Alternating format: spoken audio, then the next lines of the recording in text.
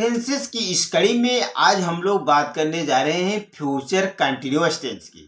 Future continuous tense की अगर हम पहचान की बात करें तो इनके हिंदी वर्जन के वाक्यों के लास्ट में हमेशा ये रहा होगा, रही होंगे, रहे होंगे, इस तरह से वाक्य के अंत में हिंदी में आता है। और अगर इसके विशेष पहचान की बात करें तो वाक्य को देखकर ये समझ में आता है कि भविष्य में कोई काम हो रहा होगा, मतलब काम समाप्त नहीं हुआ है बल्कि चालू होके उस समय में हो रहा होगा। जैसे अगर मैं ये कहूं कि राम खा रहा होगा तो यहाँ ये बात मैं कहना चाहता हूं कि उस समय यानी कि भविष्य में उस समय राम खाने का काम चालू कर चुका होगा और कर रहा होगा उस समय तक। आइए अभी जब मैं और भी उदाहरण लेंगे तो बात अच्छे से समझ में आएगी, लेकिन सबसे पहले बात कर लेते हैं इसकी स्ट्रक्चर की। यहाँ पे हमारा हेल्पिंग वर्ब होने वाला है विल बी।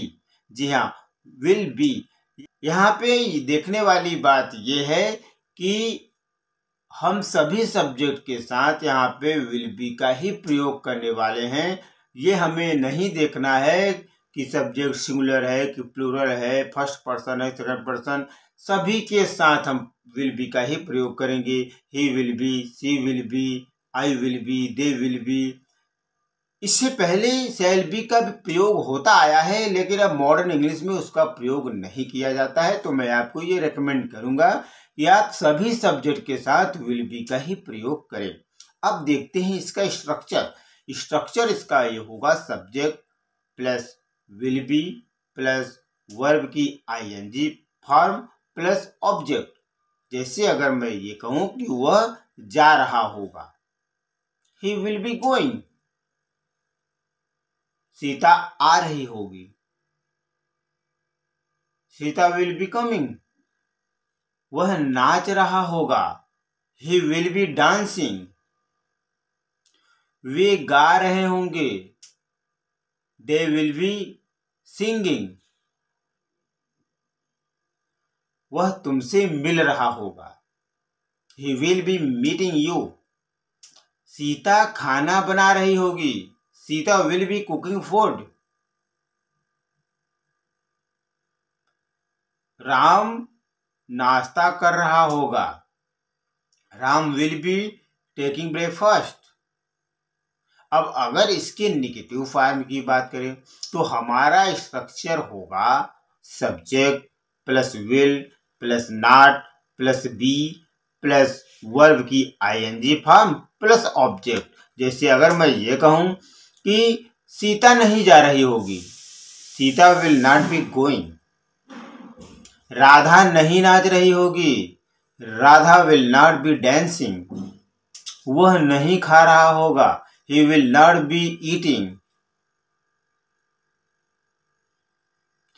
राधा खाना नहीं बना रही होगी, Radha will not be cooking food। Way dance नहीं कर रहे होंगे, they will not be dancing।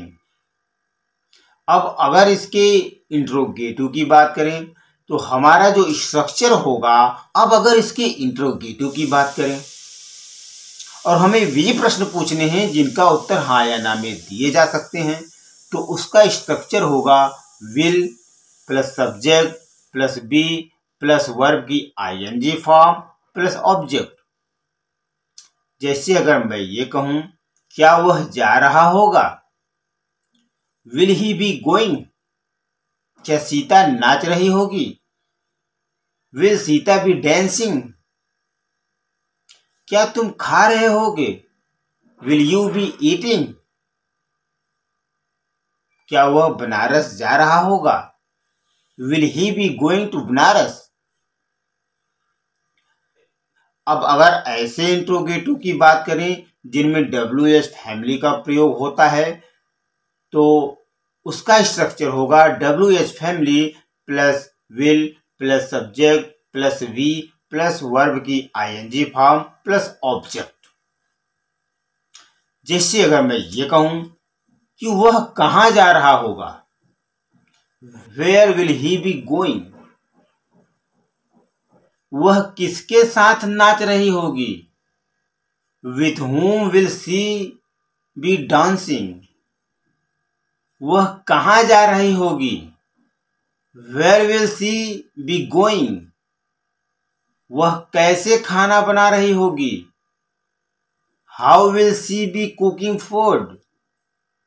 तो आज के वीडियो में यहीं तक। आशा करता हूँ आपने कुछ सीखा होगा। अगर वीडियो अच्छा लगा हो तो लाइक और कमेंट करना ना भूलें, और अगर आप चैनल पर नए हैं तो सब्सक्राइब करें और बेल आइकन को जरूर से दबाएं। नमस्कार।